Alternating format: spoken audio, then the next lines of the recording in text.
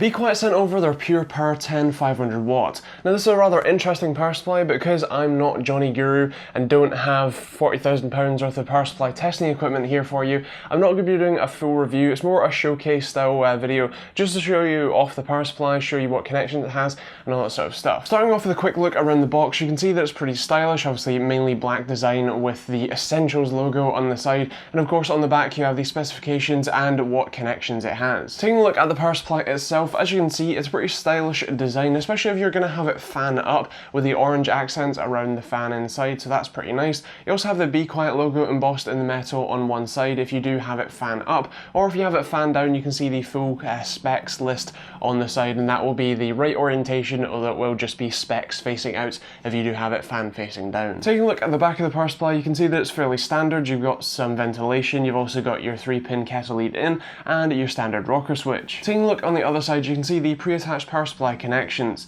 These are just a 24-pin and a 4+4-pin CPU power connector.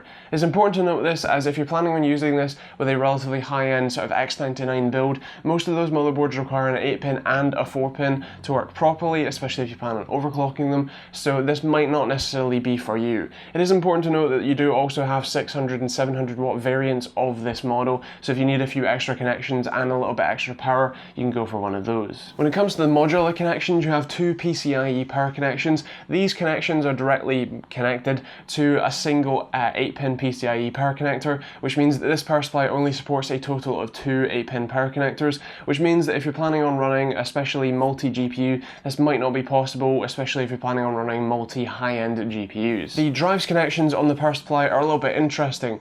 There's 3 connections on the power supply, and obviously it comes with 3 cables in the box, one of which is a standard SATA power cable with 3 SATA power connections on it. The next one is rather interesting, as you have 2 Molex connections and 1 SATA power connection, and the other one I believe has 2 SATA power connections, 1 Molex and 1 floppy power. Overall it's a rather interesting setup and it's a rather interesting design. If you're going for a relatively simple build, something with you know, an AMD CPU, especially one of the more recent Ryzen ones, or a relatively sort of mid-range sort of i5, i7 type system, especially with just one graphics card, this is a pretty nice power supply. It's certainly very stylish, it looks to be pretty good quality too, and while I can't necessarily assess that, it does look pretty awesome. So I think that kind of has to round it up really. I hope you enjoyed the video and found it useful and informative. If you did, feel free to let me know in the comments down below, and maybe I'll do some more showcase style videos. If not, feel free to tell me to go get the £40,000 worth of you know, power supply testing equipment, or you know, I guess call JonnyGuru, but